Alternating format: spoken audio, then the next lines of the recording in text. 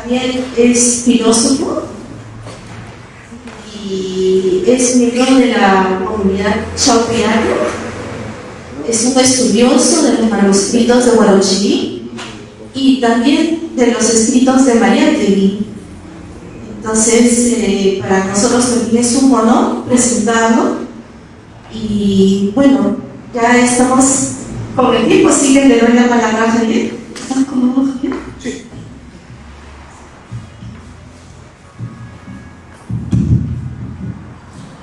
Buenas tardes con todos, muchas gracias por su asistencia. Paso a compartir la ponencia del tratado por esta ocasión. La huaca como principio de la filosofía antigua. Sobre el significado de huaca, el Internacional de la Vega ofrece una palabra noticia, la cual citaremos en este momento. Voy a leer lo que dice Garcilaso en los comentarios orales, ¿no? Una parte importantísima para dilucidar el sentido y significado de huaca, ¿no? Leo y luego después hago un análisis de lo que estamos argumentando. Huaca, el cual pronunciada la última sílaba en lugar de paladar, quiere decir ídolo, como Júpiter, Marte, Venus, y es nombre que no permite que él se deduzca verbo para decir la cara. Además de esta primera y principal significación, tiene otras muchas, cuyos ejemplos iremos poniendo para que se entienda mejor. Quiere decir cosas sagradas, como entre todas aquellas en que el demonio es sabio. Esto es, los ídolos, las peñas, piedras grandes o árboles, en que el enemigo entra para hacerles creer que era Dios. Asimismo, llaman huaca a las cosas que habían ofrecido al sol, como figuras de hombre, aves y animales, hechas de oro, de plata o de palo, y cualesquier ofrenda, las cuales tenían por sagradas, porque las habían recibido el sol en ofrenda, y eran suyas, y porque lo eran, las tenían en la veneración. También llamaban huaca a cualquier templo, grande o chico, de los sepulcros que tenían en los campos y a los rincones de las casas, de donde el demonio hablaba a los sacerdotes y otros particulares que trataban con él frecuentemente, los cuales rincones tenían por lugares santos, y así lo respetaban como a un oratorio o santuario. También el mismo nombre a todas aquellas cosas que, en hermosura o excelencia, se aventajaban de las otras de su especie, como una rosa, manzana, camuesa o cualquier otra fruta que sea mayor y más hermosa que todas las guardas. Y los árboles que hacen la misma ventaja a los de su especie les dan el mismo nombre. Por el contrario, llaman huaca las cosas muy feas y monstruosas, que causan horror y asombro, y así daban ese nombre a las culebras grandes de los Andes, que son de a 20, 25 y a 30 pies de largo. También llaman huaca a todas las cosas que salen de su curso natural, como a la mujer que paga el 2 de un vientre. A la madre de los mellizos daban ese nombre por la extrañeza del parto y nacimiento. A la pálida sacaban por las calles con gran regocijo y le ponían guirnaldas de flores con grandes bailes y cantares por su mucha fecundidad. Otras naciones lo tomaban al contrario, que lo daban teniendo por mal agüero los tales campos. Y el mismo nombre dan las ovejas que paguen 2 de un vientre. Digo al ganado de aquella tierra que, por ser grande, su ordinario parir no es más de uno, como vaca o yegua, y en sus sacrificios ofrecían más harina de los corderos mellizos, si los había, que de los otros, porque los tenían por de mayoridad, por lo cual les llevaban huaca. Y por el semejante llamaban huaca al huevo de dos yemas. Y el mismo nombre dan a los niños, que nacen de 2 pies doblados, o con 6 dedos en pies o manos, o nacen corcovados, o con cualquier defecto mayor o menor en el cuerpo o en el rostro, como sacar partido alguno de los labios, que estos había muchos, o bisojo, estrabismo, que llaman señalado de la naturaleza. Asimismo, dan ese nombre a las fuentes muy caudalosas, que salen hechas ríos, pero que se aventajan de los comunes, y las piedrecitas y guijarros que hallan en los ríos rodorios, con extrañas labores, o de diversos colores, que se diferencian de los ordinarios. Llamado huaca a la cordillera de la Sierra Nevada, que corre por todo el Perú, por lo largo hasta el estrecho de Magallanes, por su largura divinencia, y que siempre es admirabilísima a quien la mira con atención. Da el mismo nombre a los cerros muy altos, que se aventajan de los otros cerros, como las torres altas de las casas comunes, y a las cuestas grandes que se hallan por los caminos, que las hay de 3, 4, 5 y 6 leguas de alto, así como tan estrechas como una pared, a los cuales los españoles, corrompiendo el nombre, dicen acachitas, y que los indios adoran y les ofrecían ofrendas, de las cuestas que iremos luego, y que manera de adoración era la que hacían y aquí. A todas estas cosas semejantes llamaron huaca, no por tenerlas por dioses ni adorarlas, sino por la particular ventaja que hacían a los comunes. Por esa causa las miraban y trataban con veneración y respeto. Fin de la cita y Caritas de la Vega. Y ahí viene el comentario. La extensión del término huaca es impresionante, pues abarca muchos significados que pudieran parecer disímiles. Recapitulando sus sentidos que tiene, o el principal, según el caso, el de ídolo, asociar las divinidades. Luego está el de cosas sagradas, ofrenda, templo, cosas bellas, cosas feas, cosas anormales, personas con una condición diferente, ríos poderosos, piedras de río, cordillera de los Andes, cerros dorantes, etc. Garcilaso destaca que es propio de la huaca el canto ídolo, tener voz para comunicarse con sus fieles, a modo de oráculo. Resulta que la huaca tiene un campo semántico extenso y engloba muchísimos fenómenos. Pero ¿qué es lo que determina a una cosa o estado de cosas como huaca? Es algo que debemos precisar. Las investigaciones en torno al tema destacan la escalidad, la agencia y la relacionalidad de las huacas, ¿no? Hay un libro Arqueología de las huacas, confiriéndole un rango ontológico central en la cosmovisión andina, destacando que se trata de un modo muy diferente de la occidental judeo-cristiano de experimentar esta escalidad y de expresar el sentimiento religioso. Por todo ello, se ha utilizado la categoría de animismo para comprender el fenómeno, despojando a dicha categoría de los malentendidos citados del siglo XIX, con el contexto positivista en que viene su autor. Para nosotros, la comprensión de huaca bajo la categoría de animismo es una valiosa indicación que puede ser interpretada dentro de un marco filosófico crítico. Considerando este Garcilaso, habría que para de huaca no parece asociarse de forma originaria a lo religioso, sino a lo extraordinario, ¿no? Aquí un poco la idea es que otra traducción de huaca podría ser lo extraordinario, lo sagrado también, pero también habría que pensar que el huaca es algo que sale fuera de lo algo extraordinario. Lo extraordinario, por ello, muchas cosas alejadas de la parafernalia religiosa pueden ser consideradas huacas, como deformidades o monstruos. Lo que hace unas cosas extraordinarias es que rompen con la normalidad, con lo que es usual que suceda solo de una forma, tal como se menciona en el caso de los párvulos, cuando nacen niños de ríos gemelos, o cuando una llama tiene dos gemelos, porque lo natural es que los niños nazcan a uno, ¿no? Y un poco lo que es huaca sería esta normalidad, esta condición extraordinaria. Para explicar esto, es necesario hablar del karma y su movimiento. Recordemos que el karma es la fuerza dialéctica que anima toda la pacha, y un movimiento cíclico mantiene el orden y la armonía de las cosas. Así pues, un correcto fluir del karma resulta en la conservación del orden, manteniendo equilibrio a todas las cosas, dotando a cada una de energía y vitalidad suficiente para que cumpla su función, para que se desarrolle plenamente y alcance su florecimiento o brille. Pero sucede que el flujo del karma no es para nada uniforme y regular, siempre está amenazado o por el exceso o por el defecto, es decir, por el agotamiento o el desorden. Considerando eso de fondo, se hace comprensible que, si hay exceso de karma circulando en la pacha, este se haga objeto en algún entidad concreto, dándole más fuerza y energía del usual, dándole más karma, haciendo que salga fuera del curso normal, destacando de sus semejantes. Eso es lo que le sucede a los falsos dobles, en cuya concepción puede suponerse que hubo un exceso de karma.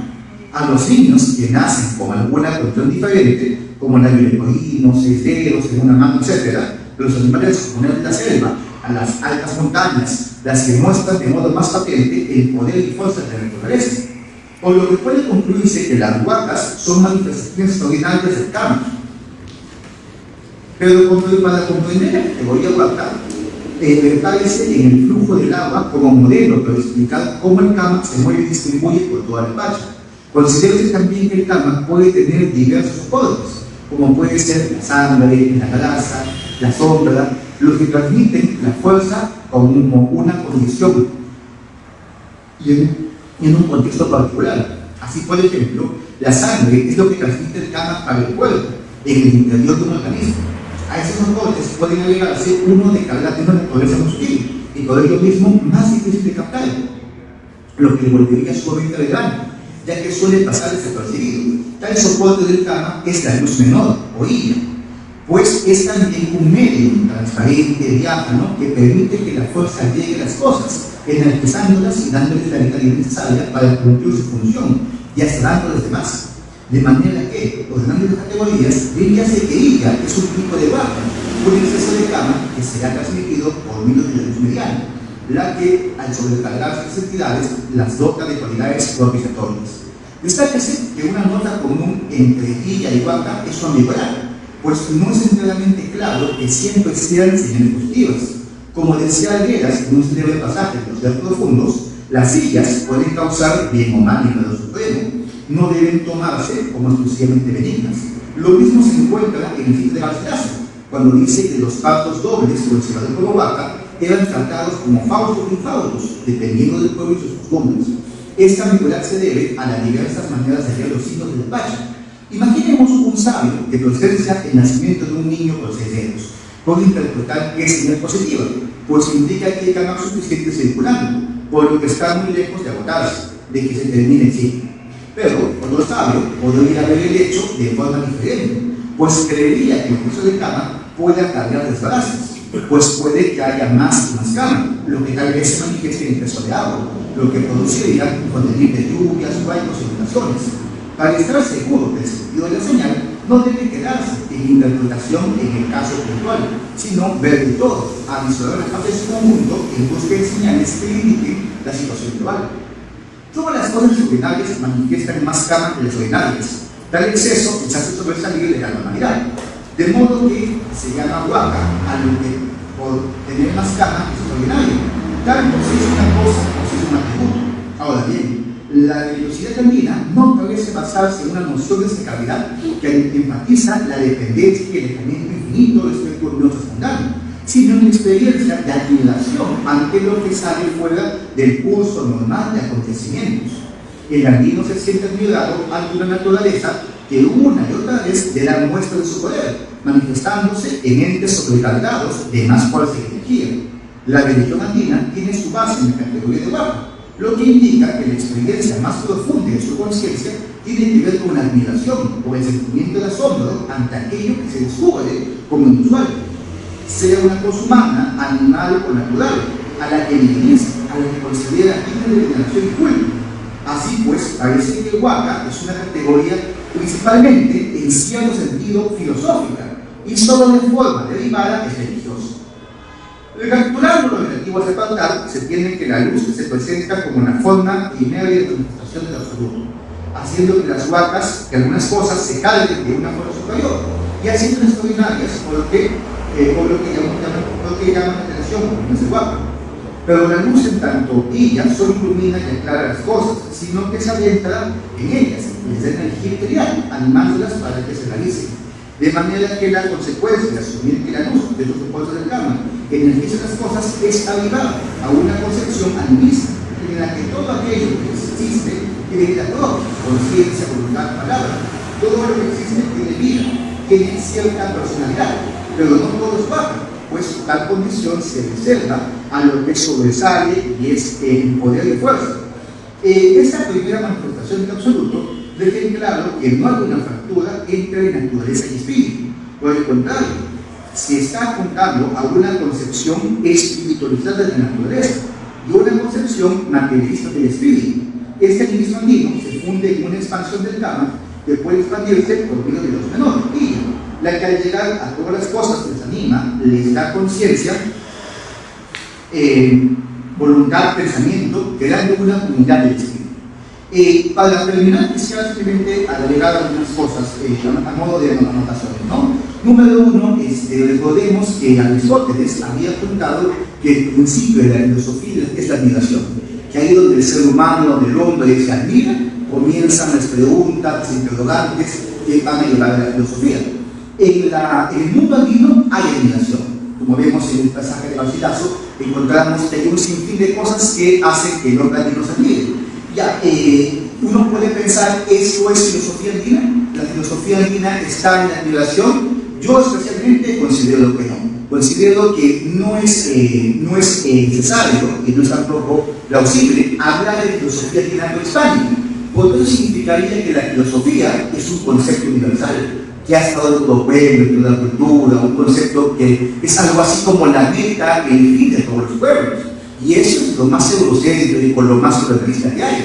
Más bien podemos entender que la filosofía es el saber de una cultura, el saber de los griegos, de los europeos, que producto de la conquista, la colonización, se nos hizo creer que es universal. Y prueba de ello es la época del colonialismo occidental, ¿no? Y muchos que piensan que hablar de una filosofía hispánica es de colonial, más bien cae en el pueblo colonialista, ¿no?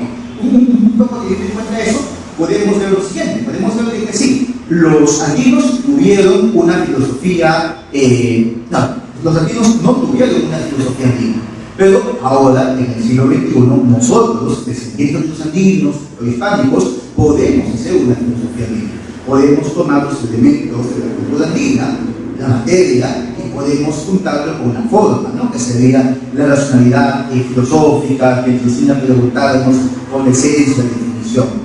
Y un poco entonces la idea de la vaca como principio de la filosofía andina es que recuperemos la experiencia que tiene el hombre andino de asombrarse de las cosas más comunes, más cotidianas, ¿no? Como por ejemplo el compañero Quique de Pinto expuso, ¿no? Yo creo que ahí está mucho de esa sustancia del mundo andino respecto a cómo se admira el mundo, ante las plantas, ante el agua, y cómo eso lo traspasa en la música, en el canto, en las relaciones, ¿no? Ya, la filosofía andina es que consiste en esto, que es la materia, digamos, comprender, analizar, tratar de ver cómo ha sido esto, dialogar con otras tradiciones. La filosofía andina tiene que ser intercultural, tiene que ser una filosofía que dialogue, como comentamos, con las tradiciones tibetanas, hindús, ¿sí? Con las tradiciones de Occidente también.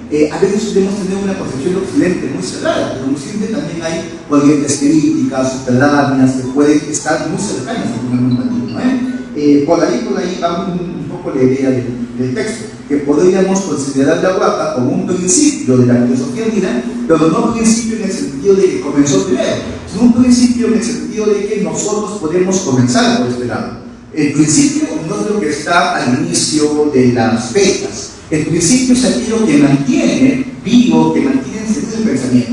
Por eso, Aristóteles dice, la admiración es el principio de la filosofía.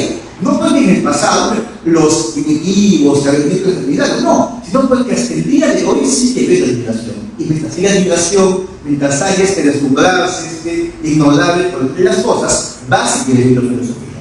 Pero el gran problema de Occidente, el gran problema de Aristóteles y ya de los movimientos que han seguido, es que el objetivo de la filosofía es acabar con la admiración. El objetivo de la filosofía es explicar el mundo, explicar la causa, el porqué, para que así todo esté comprendido. Y un poco el abuelo, los nietos o tratamientos de Aristóteles serían los positivistas, que creen ellos en su comprensión básica de la ciencia que se logra de ello, ¿no? En cambio, en la filosofía andina podemos ser conscientes de que la admiración no apunta a calificar la admiración. La admiración más bien busca que se mantenga en vilo, que se mantenga siempre en suspenso ese sentimiento, ¿no? Y ahí quisiera terminar con el concepto agónico, que tanto le gustaba a Gatti, el lector de Unamuno, había tomado ese concepto, ¿no? Hablaba pues de la agonía en muchos sentidos.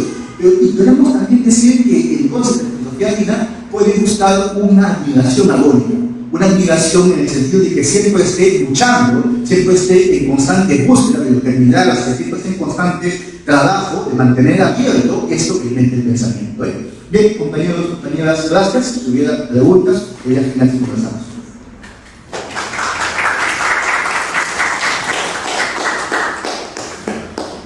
Muchas gracias, Javier. Excelente ponencia y espero que podamos contar con tus textos para una publicación y para que ustedes deseen también revisar un poco más este análisis. Si hubiera preguntas, tenemos unos minutos. Por favor, ¿te puedes acercar un poquito al micro? ¿Sí? La ponencia partía de negar que en los Andes había filosofía, yo que comparto también en gran medida. Pero entonces, ¿cómo se llamaría desde tu punto de vista a lo que hacíamos en estas tierras, a nuestra forma de relacionarnos con el mundo o de interpretarlo? ¿Tendrá un nombre? Gracias, compañero, por su pregunta.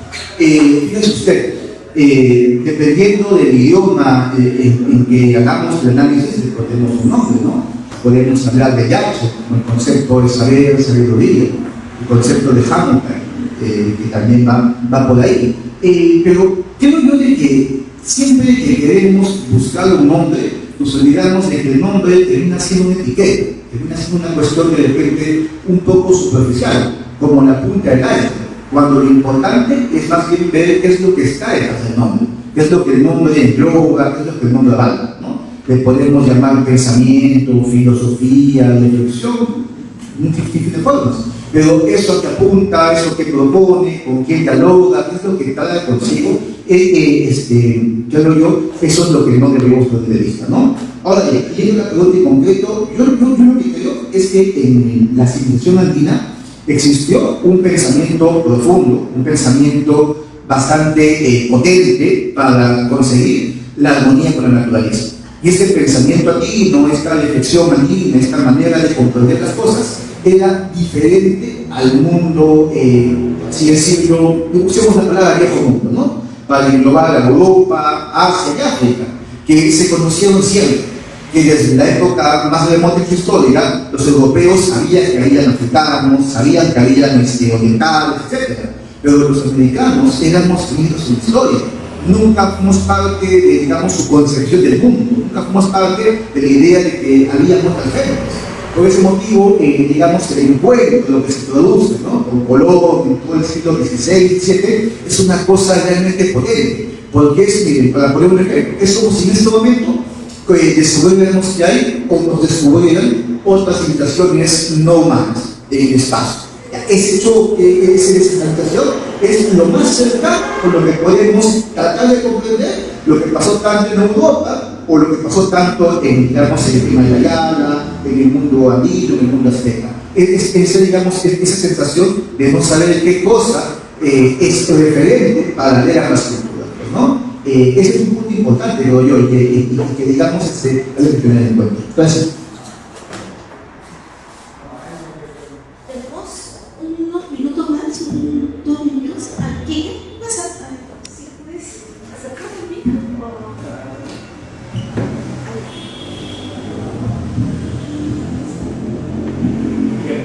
Sí, para que me recuerda esta pregunta. Hay un video por ahí, si de repente lo encuentro, de un maestro aymara que toca un instrumento que se llama la bandola, un instrumento de cuerda, ¿no? Con quien hay un profesor, ¿no? Que ha tratado de crear una escuela de música en una comunidad aymara en el norte de Chile. Y le preguntan, ¿no?, al maestro sobre la música aymara, y el maestro aymara le dice: no, los aymaras no tenemos música, no hacemos música. Entonces el otro señor se queda admirado, ¿no? Y le dice: ¿cómo? Entonces, ¿qué es lo que ustedes hacen cuando ustedes tocan? Dice: no, nosotros tocamos porque tenemos que marcar los animales, ponerles unas cintitas de colores en las orejas, y por eso cantamos. Y le explica toda una visión de la vida, ¿no? Una visión de la realidad. Y dice: entonces, por eso, cuando hacen eso, no están haciendo música. Y él dice: no, música es lo que hacen ahí en el conservatorio, ¿no? Cuando te necesitas una partitura y tocas y hay gente que te aplaude, a eso nosotros entendemos que se llama música. Lo que nosotros hacemos no se llama música. Entonces la pregunta es la siguiente: esto se debe a justamente un choque, un bloqueo, ¿no?, que existe, de que los términos, por ejemplo, filosofía, ¿no?, han sido, digamos, apropiados, ¿no? O sea, de alguna manera son apropiados, ¿no? Entonces los pueblos, yo recuerdo esto también, que antiguamente muchos danzantes de tijeras decían que tenían pacto con el diablo, porque ese era el salvamento que se les había puesto, ¿no? Hoy en día ya muchos de ellos dicen que no, que ellos tienen pacto con el Guamani, ¿no? Entonces, esto es un término, digamos, que la filosofía también no podría ser algo así, o sea, que es simplemente un tema de apropiación de un término que también puede ser reapropiado o apropiado, en todo caso. Esa es la pregunta. Muchas gracias, estimado Quique. Sí, yo estoy de acuerdo con esa analogía que planteas entre la forma como el concepto, la palabra música se usa y la explicación que dio el maestro Imada y la forma como se entiende la filosofía. Y es que a veces solemos pensar que las palabras son entidades con cuerpo y alma, son entidades sustanciales, cuando en el fondo son etiquetas, son signos que ponemos para comunicarnos. Pero a veces son signos que nos confunden, que nos meten en problemas, ¿no? Y ahí de repente podemos recordar un poco lo que decía el filósofo Ludwig Wittgenstein, ¿no? Que la filosofía, las más de las veces, no estudia el mundo, o no comprende el mundo, sino se revela con palabras, ¿no? Y en ese sentido yo proponía pues que la filosofía debería ser más bien la dilucidación, la aclaración de conceptos, palabras del profundo. Y en este caso lo mismo pasa con filosofía. Pensamos que la filosofía es algo extraordinario, supremo, todopoderoso, ¿no? Algo, digamos, importante. Cuando uno estudia filosofía se da cuenta que no es tanto así. Que la filosofía es más bien crítica, problemática, y que en nuestra época, siglo XX, XXI, ya no cree en esos discursos metafísicos que pretendían explicarlo todo de forma global, totalitaria, ¿no? Bien, y en ese sentido sí, un poco la palabra filosofía es una palabra que como música, como cultura, ¿no? Son palabras que han estado en la boca del colonizador, en la boca de quien tiene la hegemonía, de quien tiene el poder, y les han puesto como una carta, como una moneda de valor que circula y que nadie cuestiona, nadie critica. Y realmente la comprensión de la cultura divina pasa cuando desconfiamos de esa moneda, cuando desconfiamos del valor que tiene, cuando nos preguntamos si realmente la filosofía es universal, si la filosofía es una cosa que le corresponde a la esencia del hombre, pues, ¿no? En San Marcos, por ejemplo, los profesores repetían como una cosa ya han presentado que la filosofía es universal, que no importa las diferencias entre griegos, alemanes, franceses, la filosofía era una. Y uno estudia la filosofía, se da cuenta de que Kant es el contra alemán, que Hegel, Fichte filosofan porque tienen el espíritu superior, y que es muy importante tremendo cuando se estudia la filosofía analítica, ¿no? A Berkeley, a Kuhn, que son filósofos que tienen una cultura muy distinta, ¿no? Así es que nos damos cuenta de que la filosofía es un producto cultural que se ha, digamos, popularizado, mundializado, globalizado, pero podemos ver que tiene pues, una verdad de una tradición. Entonces, hay una palabra para designar el pensamiento de las culturas, una palabra que puede abarcar lo que han hecho andinos, aztecas, hindús, inuits. Parecería que no, y pensaría que eso sería bueno, porque así ganamos en diversidad, en pluralidad, ganamos en diferentes formas de pensar. A veces querer atrapar todo con una palabra, con un concepto, puede ser peligroso, porque podemos homogeneizar el fenómeno, ¿no? Quiero terminar con algo, digamos, no muy ajeno, pero sí pertinente, que también me cuenta Gadamer, que es el mito de la Torre de Babel, ¿no? Ustedes hablan que en la Biblia está esta imagen de Babel, ¿no? Gadamer interpreta eso de una forma muy interesante. ¿Por qué creen que Dios destruye Babel? Que Dios impide que Babel digamos, sea. Porque la idea de Gadamer, es que sigue ella Herder, es que Dios estaba dándole más bien prioridad, le estaba dando cierto signo de positividad a la diversidad, a la pluralidad, a que las muchas lenguas existan, fluyan y se diversifiquen. Porque lo otro, que haya una sola lengua, es que haya un Estado, un poder, un gobierno, que es su propia idea de homogeneizar, controlar, manipular, vigilar y castigar, ¿no? Con esas palabras de Foucault. Gracias. Muchas gracias, Javier. Creo que ya no hay más preguntas. Entonces, ¿sí?